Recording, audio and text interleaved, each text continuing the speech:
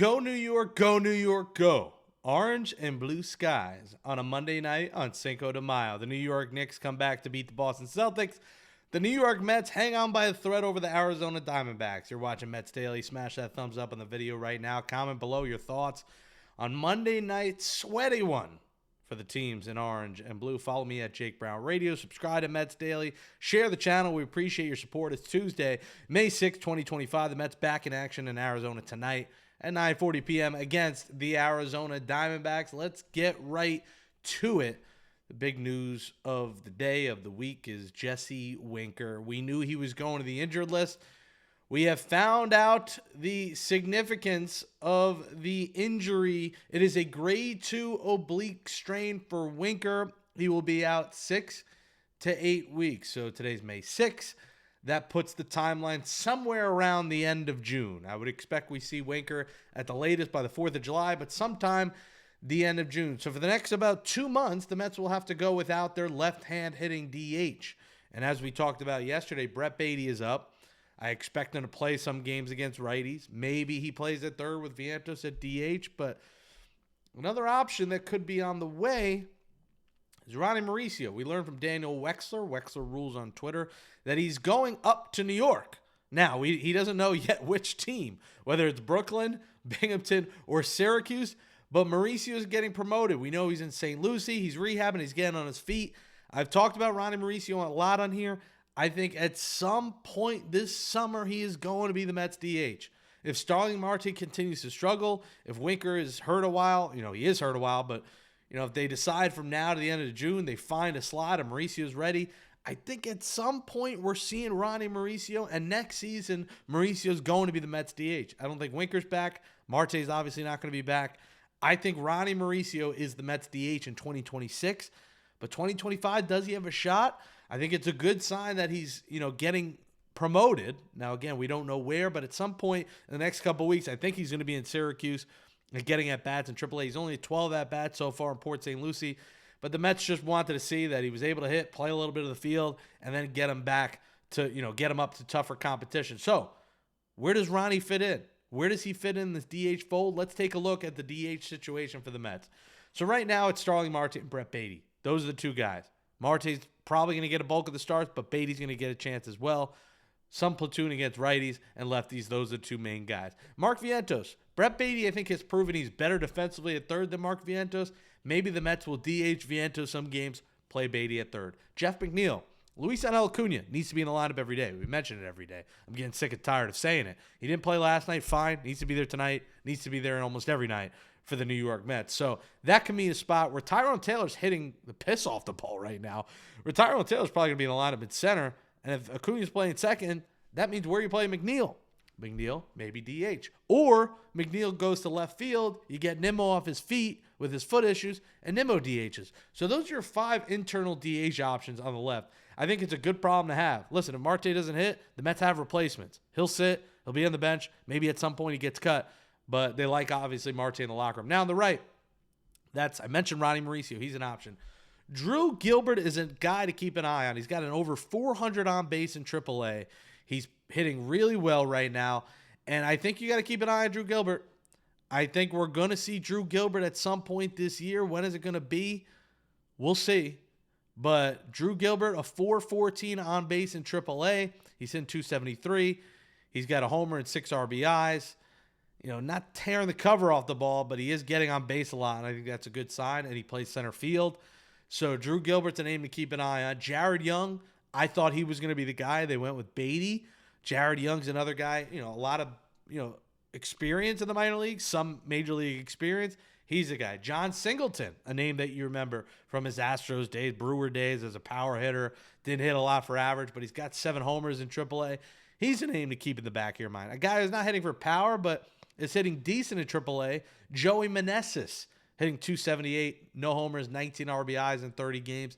He's a guy that I've mentioned on here in the past. Another name to keep an eye on as another DH option. So I think the Mets prefer the youth movement. They prefer Drew Gilbert and Ronnie Mauricio.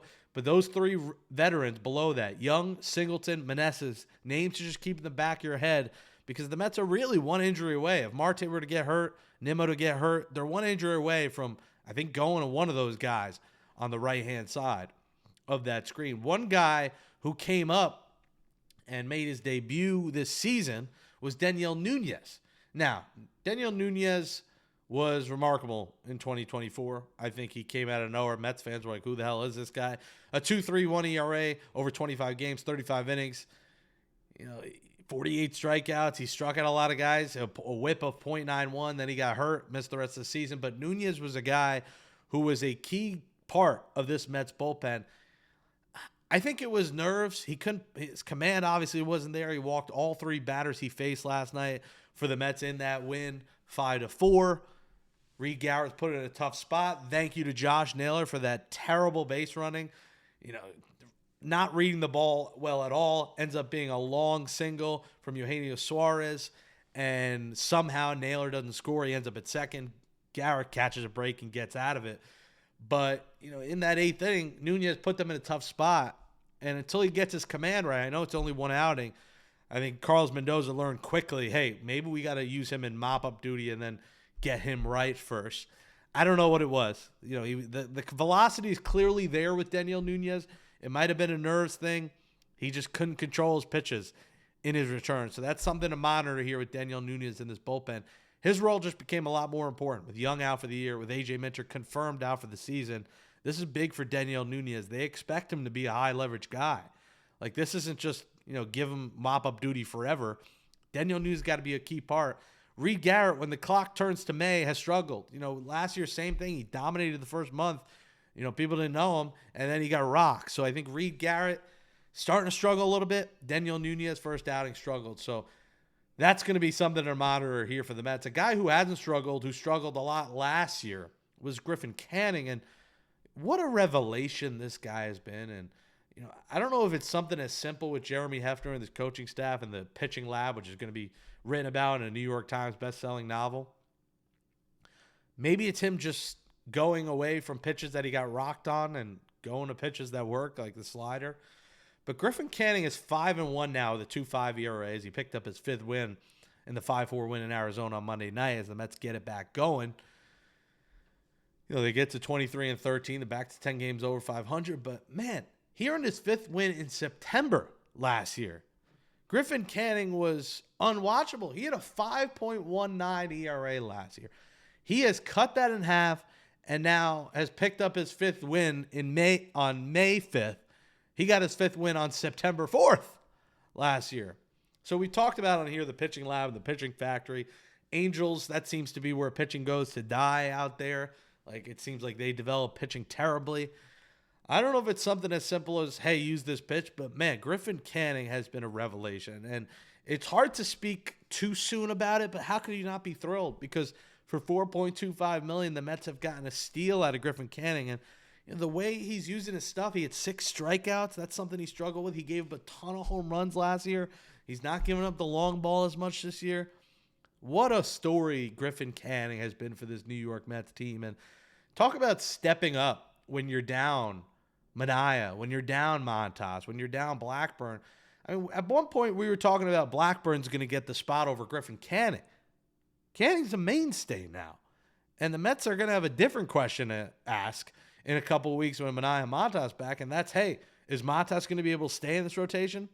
And does Tyler McGill get booted? What happens with Blackburn when he's ready? All good problems to have. There's always going to be injuries down the road, but Griffin Canning is here to stay. This is not a situation where Canning's going to get booted out of this rotation. So it's going to get interesting. You're going to have Manaea, Montas, Peterson, Senga, and then what? It's probably going to be Canning. McGill gets booted. Not a bad problem to have for the New York Mets. They got a lot of starting pitchers right now. And Clay Holmes, I forgot to mention. I mean, I'm forgetting. Like, it's almost like, oh, my God, they got almost too many. Manaea, Holmes, Canning, Peterson, Senga, Montas. There's your 6. That leaves McGill and Blackburn on the outside looking in. Not a bad thing for Carlos Mendoza. I'm Jake Brown at Jake Brown Radio. Smash that thumbs up. What should the Mets do in that rotation? What do you do with Ronnie Mauricio? Is it too early to call him up this month? Let us know in the comments. Subscribe. Smash that thumbs up. Thanks for watching, everybody. We'll talk to you tomorrow on a hump day on Mets Daily.